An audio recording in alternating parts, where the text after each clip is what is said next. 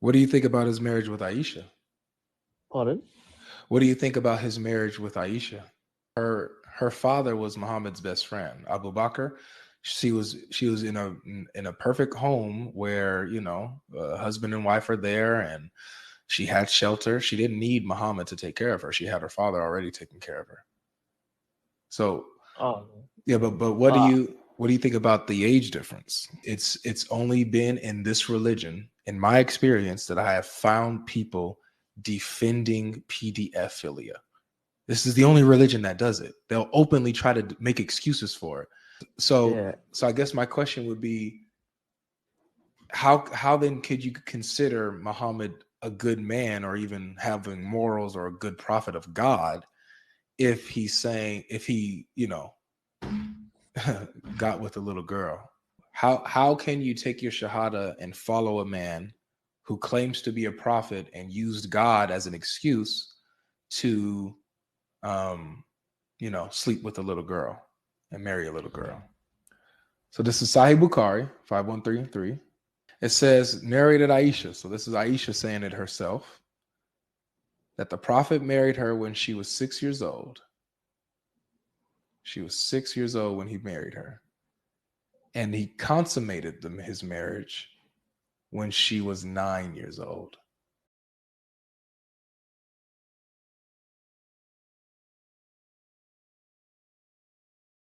Was discussing marriages working out. We have an online question, and that is a marriage of Isaac and Rebecca. Isaac was decades older than Rebecca was. How did that work? Well, two things. Number one, the maturity of those times are much different than now. Even Rebecca was only 3 years old when she got married. A 3-year-old then was equal to, who knows, probably a 20-year-old today. The maturity level was much higher than it is today. It wasn't like married a little girl 3 years old. That wasn't the case at all. Even physically, she went through the water for all the camels. So she was a little girl 3 years old. How could she control a little girl? So physically, she was certainly much stronger, and spiritually, and her maturity level was much stronger than the 3-year-old today. We can't compare it. Bismillah ar-Rahman ar-Rahim. Assalamu alaikum wa rahmatullahi ta'ala wa barakatuh. How old was Rebecca when she got married to Isaac according to the Jewish sources? Let's check together in Shabbat.org. What did Rabbi Rashi commentary said? If you read in Genesis chapter 25 verse 20, let's read together verse 20. It says, and Isaac was 40 years old when he took Rebekah, the daughter of Bethuel, the Aramean of Padan Aram, the sister of Laban, the Aramean, to himself for a wife. Now, what did Rabbi Rashi said? He said here, you read, the life of Sarah was 127 years. This makes Isaac 37 years old. And at that time, Rebekah was born. He waited for her until she would be fit for marital relations. 3 years, and then married her. So, Rabbi Rashi said that Isaac married Rebekah when she was 3 years old.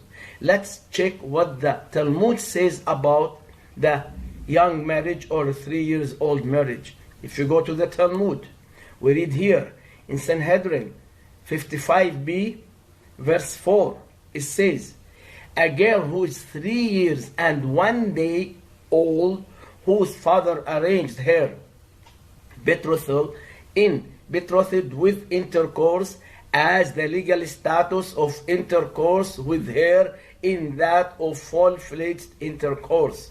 So it says here 3 years and 1 day. If you go also in Nida 44b verse number 9, it says Mishnah, a girl who is 3 years and 1 day old, whose father arranged her betrothal, is betrothed through intercourse. As up to the end of the verse, it says also that at the age of 3 years and 1 day she can get married. Come again here. If you come also to Nida 45a verse 9. It says, someone asked, my teacher, what age is a woman fit to marry? At what age is appropriate for a woman to engage intercourse? Which would therefore be the appropriate time to marry? Rabbi Yehuda said to her, she must be at least 3 years and 1 day old.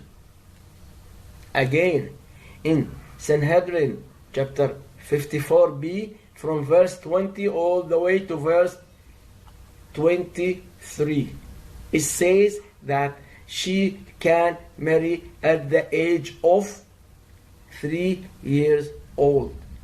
So those are the sources, Jewish sources, prove to you that Isaac got married to Rebekah when she was 3 years old.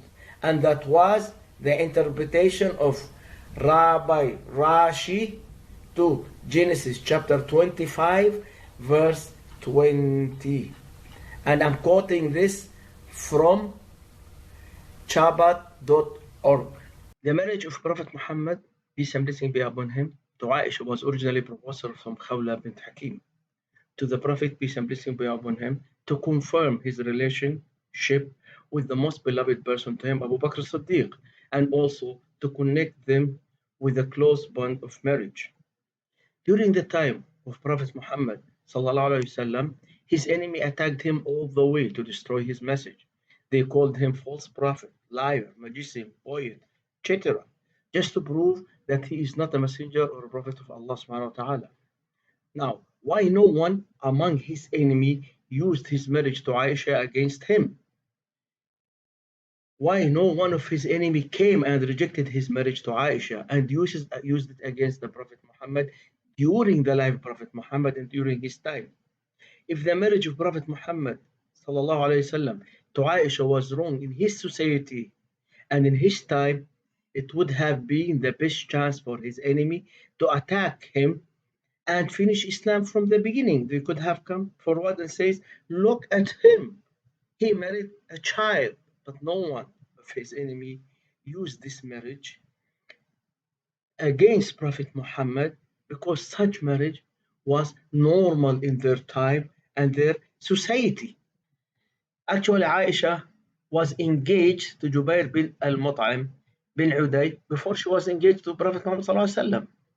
And Aisha was not the first girl to be married in that environment to a man who is older than her. And she won't be the last. Abdul Muttalib al-Sheikh married Hala, Amina's cousin, on the day that Abdullah, his youngest son, married a girl of Hala's age, Amina bint Wahb.